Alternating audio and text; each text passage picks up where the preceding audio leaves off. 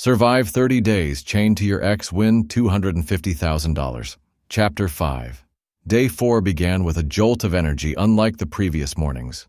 The organizers had prepared an early surprise, a physical endurance challenge designed to push Josh and Susie to their limits. A track of uneven terrain filled with obstacles ranging from balance beams to rope swings awaited them. The chain between them now posed a new difficulty. They would have to synchronize every step while carrying weighted backpacks. The prize for completing the course first, an extra privilege for the next day, a small luxury that could ease the strain of living chained together. Josh looked at Susie with a mixture of apprehension and determination. "Ready to get moving?" he asked.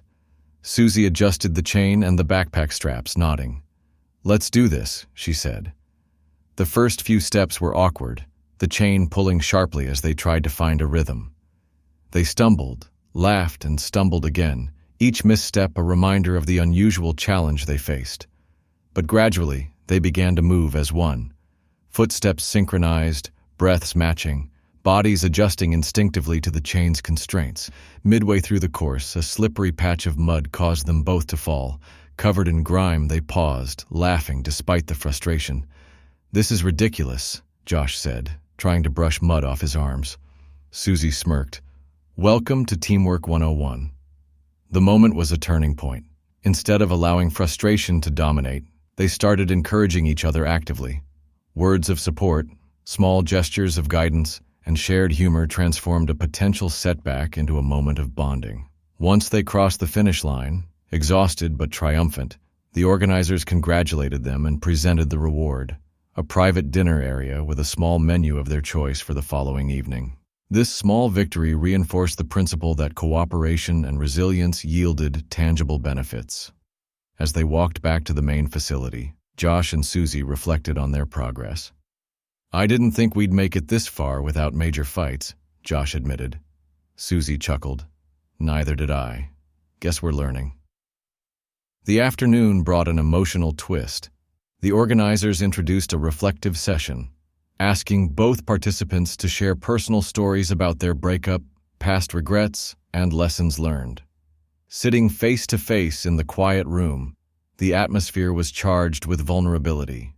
Susie spoke first, recounting her feelings of hurt and disappointment while Josh listened attentively, nodding occasionally. When it was his turn, Josh expressed his own struggles with letting go of anger and resentment. Both admitted that the chain, while physically restrictive, had forced them to confront emotions they had avoided for years. Tears were shed, not of conflict but of release. The chain, once a symbol of limitation, had become a bridge toward understanding. Later, a mental endurance game awaited them, a labyrinth filled with riddles, memory challenges, and timed puzzles.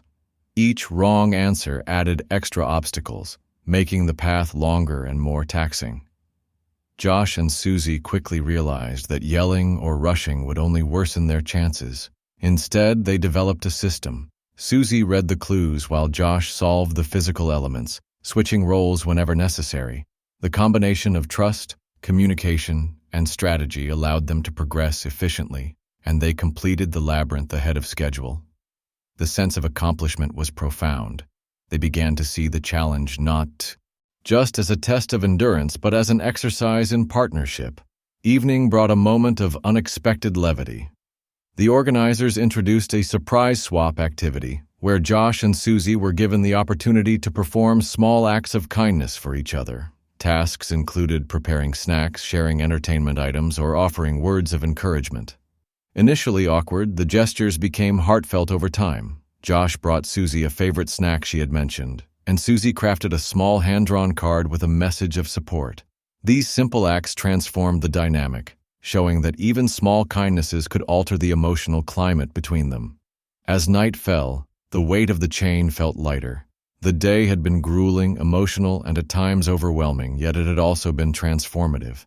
They shared a quiet moment before sleep, reflecting on how far they had come.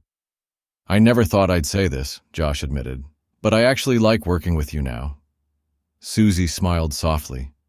"Yeah, it's easier than I expected." The tension that had defined the early days was giving way to a fragile but genuine camaraderie. Chapter 5 closed with the realization that survival in this challenge was no longer solely about physical endurance or winning money. It had evolved into an exercise in emotional resilience, collaboration, and rediscovering a form of mutual respect. Both participants understood that the days ahead would continue to test them, but the foundation built today, trust, communication, and empathy, would be crucial in navigating the remaining challenges.